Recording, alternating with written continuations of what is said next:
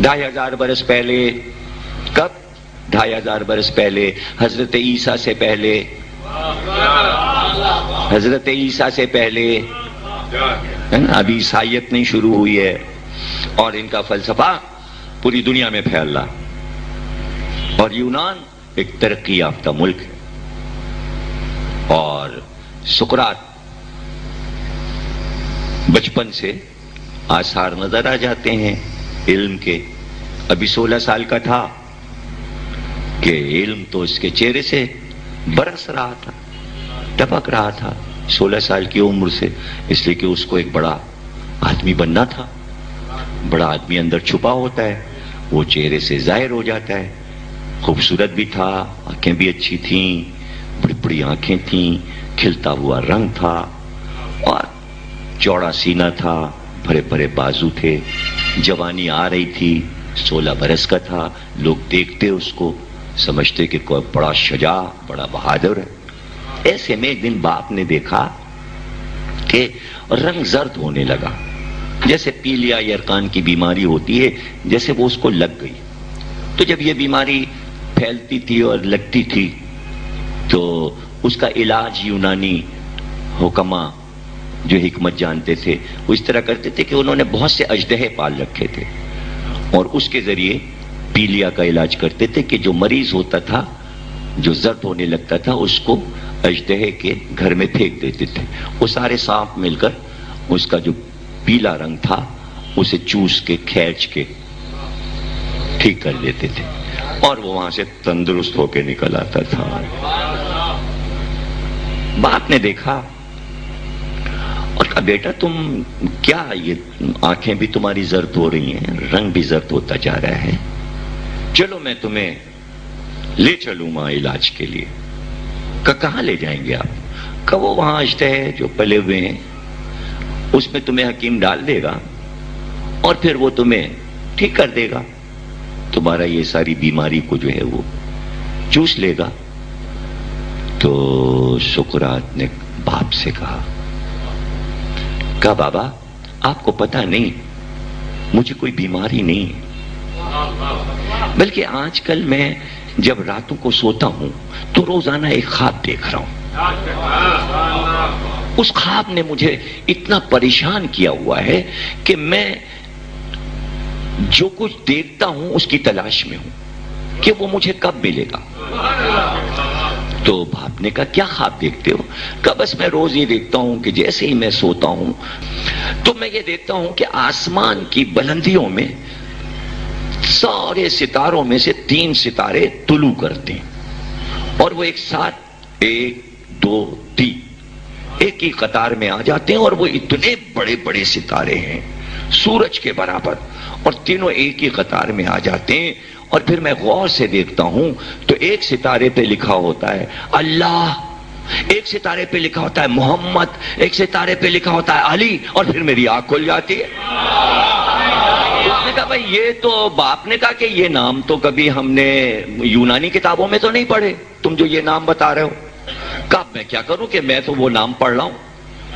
تو جب تک کہ میں ان کو تلاش نہ کر لوں کہ یہ نام جس کے لکھے ہوئے آ رہے ہیں، اور میں یہ پتہ نہ لگا لوں کہ کون ہیں، میں آپ کو کیسے بتاؤں کہ مجھے اندر سے کیا بیماری ہے. اور میں وہاں نہیں جاؤں گا، میں کسی کے پاس نہیں جاؤں گا، کسی حکیم کے پاس نہیں جاؤں گا.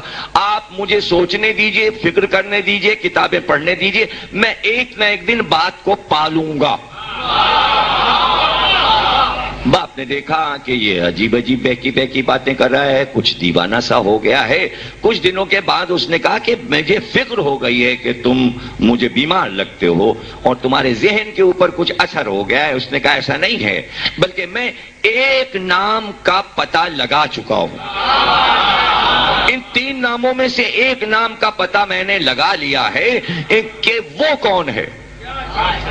وہ کون ہے کہ جو علی نام کا ستارہ آتا ہے، اس کے بارے میں نے کتاب میں تلاش کیا ہے. یہ نام مجھے کتابوں میں، یونانی کتابوں میں مل گیا ہے، لیکن مجھے یہ پتا چلا ہے کہ یونان میں اس کا نام حیدر ہے، اور حیدر کہتے ہیں اشتر کو. آپ کہہ رہے ہو کہ مجھے اشتر کے پاس لے جاؤ گے. اس کے بارے میں نے پڑھا کہ وہ کلہ اشتر کو چیر دے گا۔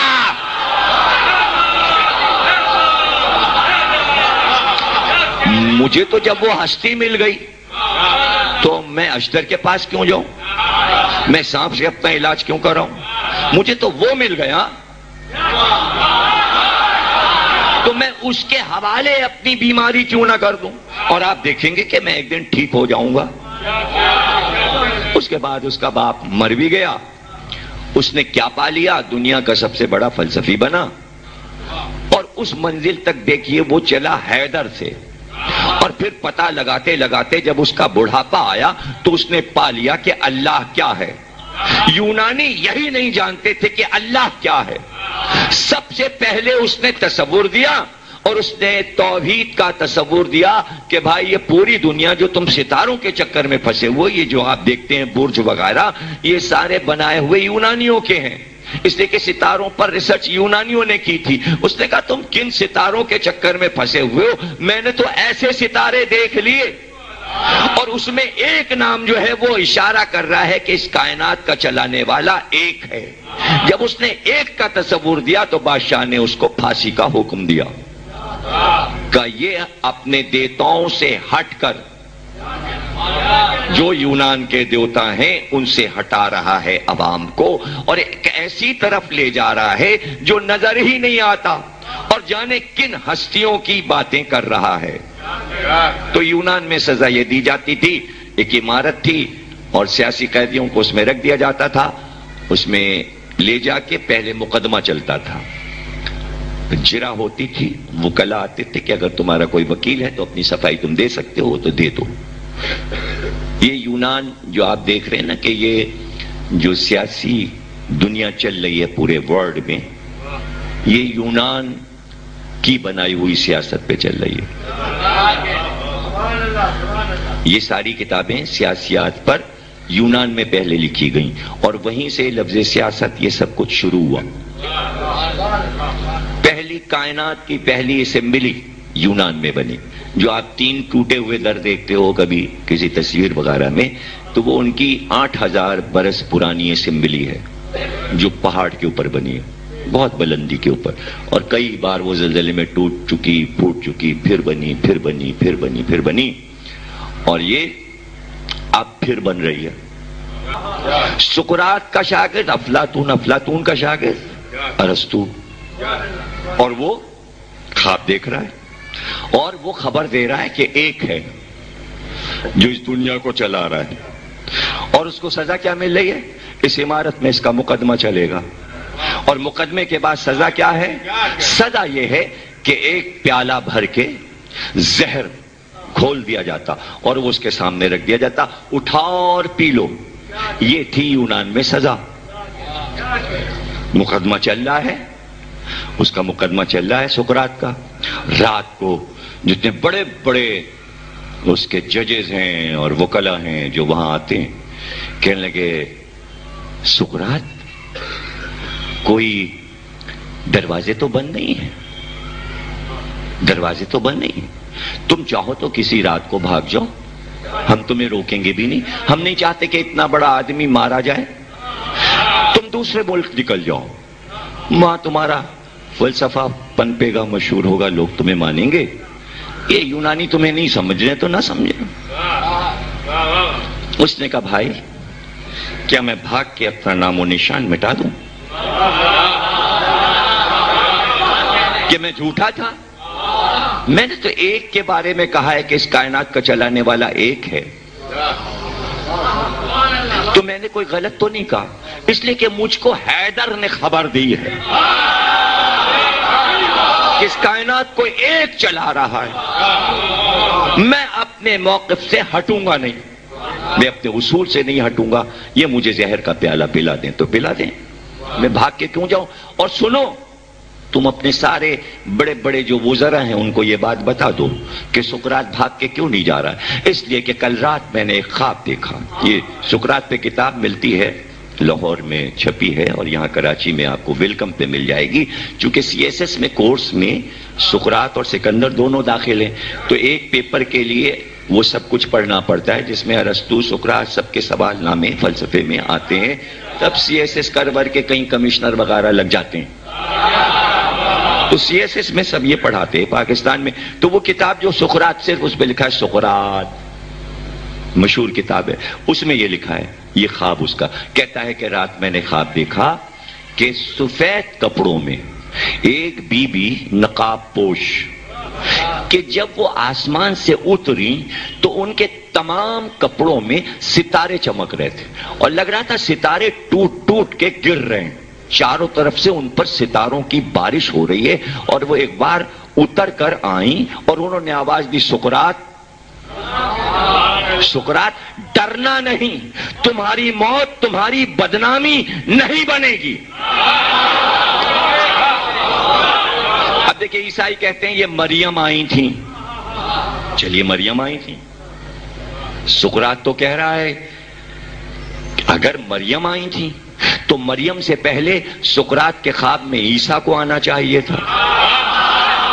جو گھرانہ پہلے خواب میں آ چکا ہے، محمد خواب میں آئے یا علی خواب میں آئے، تو محمد اور علی سے مریم کی کیا رشتہ داری ہے؟ نہیں، ابھی سمجھ میں آ جائے گا کہ جب آپ حسین کی عزاداری تک پہنچ جائیں گے، زنجیروں میں باندھ کر اسے قیدی بنا کر. اب وہ راستہ پورا میں نے دیکھا ہے، اسمبلی ہال سے لے کے جہاں پہ سقراط کھڑے ہو کے تقریر کرتا تھا اور جہاں سے اسے گرفتار کر کے لے گئے، وہ پورا میں نے چل کے اس راستے پہ دیکھا یونان میں. اور میں پورا راستہ چلا، 1.5-2 گھنٹے لگے تاکہ میں اس کا پورا روٹ دیکھوں جس پر وہ قیدی بنا کے لے. چاروں طرف مجمع، اتنا مجمع ہوتا ہے کہ چلنا مشکل ہوتا ہے. اور وہ پرانا یعنی 5-7 برس پرانا اسی طرح سارا راستہ بنا ہوا ہے. یونان بہت قدیم ملک ہے، تو اگر آپ اس راستے پہ چلیں اور دیکھیں تو آپ کو اندازہ ہوگا کہ سقراط کا عروج کیا تھا. جب اسے قیدی بنا کے چلے، اب پورا یونان امنڈ آیا، اس لیے کہ اسے قیدی بنا کے لے جا رہے تھے. تو جیسے ہی اس کو لے کر چلے اور چاروں طرف مجمع آیا تو ایک بار اس نے آنکھوں سے آنسو بہانے شروع کیے اور رونا شروع کیا. تو بڑے بڑے لوگ، جو شہر کے بڑے بڑے لوگ تھے، امیر لوگ، وہ آگے بڑھے اور انہوں نے کہا کہ اگر تمہیں اتنا ڈر اور خوف تھا کہ اس طرح تم رو رہے ہو پھوٹ پھوٹ کر اور یہ تمہارے آنسو بہ رہے ہیں، تو تم نے ایسا کام کیوں کیا؟ تم نے ملک کے خلاف، عوام کے خلاف، رعایا کے خلاف، بادشاہ کے خلاف بیان کیوں دیا جب تم اتنا تکلیف محسوس کر رہے ہو ان ہتھکڑیوں اور بیڑیوں پر؟ اب وہ کہتا چلا، اس نے کہا یاد رکھنا میں تو زہر کا پیالہ پی لوں گا، لیکن ایک دن تمہیں پتا چلے گا کہ تم یہ سمجھ رہے ہو. ایک بار اس نے انگلی اٹھائی سقراط اور کہا سن لو یونان کے رہنے والوں، یہ سارے نظارے جو دیکھ رہے ہو تم، یہ آسمان کے ستارے، یہ آفتاب، یہ مہتاب، یہ چلتی ہوئی ہوائیں، یہ فضائیں، یہ کھلتے ہوئے پھول اور یہ پانی پہ چلتی ہوئی کشتیاں نہیں بنائی گئیں مگر ان لوگوں کے لیے جنہیں میں نے خواب میں دیکھا ہے، جنہیں میں نے خواب میں دیکھا ہے. اب آپ حدیث قصہ میں پڑھتے ہیں، نہیں بنائے ہم نے آفتاب و مہتاب اور ستارے اور یہ آسمان، اور نہیں بچھایا زمین کا فرش، اور نہیں چلائیں پانی پہ یہ کشتیاں مگر آل محمد تمہارے لیے.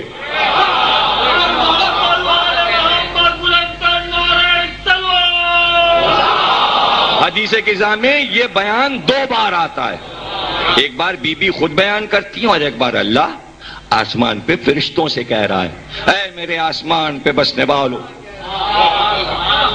نہیں بنائے یہ زمین و آسمان، نہیں بنائی یہ کشتیاں پانی پہ چلتی ہوئی مگر یہ کہ ان کے لیے. سقراط کو خبر ہو گئی حدیث قصہ آئے تطہیر اور قرآن آنے سے پہلے. تطہیر میں قصہ میں حسین ہیں. حسین کا ملک کب شروع ہوا؟ حسینیت کا ملک کہاں سے شروع ہوا؟ یہ تو ابھی ایک جھلک دکھائیے، ایک قدیم ملک کو لیا ہے اور بات شروع کی ہے، لیکن اس کے آنسو نہیں رکے. ایک دن تمہیں پتا چلے گا کہ وہ ہستیاں کون ہیں جن کے لیے یہ کائنات بنائی گئی، اور تم تم مجھے شرم دلا رہے ہو کہ میں قیدی بن کے جا رہا ہوں؟ کیا میں اپنی سزا پہ رو رہا ہوں؟ اگر تمہیں پتا چل جاتا کہ میں کیا دیکھ رہا ہوں، اس لیے کہ میں ان ہتھکڑیوں کو دیکھ رہا ہوں اور ان بیڑیوں کو دیکھ رہا ہوں، مجھے تکلیف نہیں ہو رہی، اس لیے کہ میں اس قیدی کو دیکھ رہا ہوں جو دمشق کے بازار میں چل رہا ہے، اس کے ہاتھ میں ہتھکڑیاں ہیں، اس کے ہاتھ میں بیڑیاں ہیں، لیکن وہ کتنی بہادری سے جا رہا ہے۔ میں رو اس لیے رہا ہوں کہ میں تنہا ہوں، میں قیدی تنہا ہوں، وہ قیدی تنہا نہیں آئے گا۔ سقراط کی بات نہ بھولنا، اس کے ساتھ کچھ عورتیں ہوں گی، کچھ بچے ہوں گے۔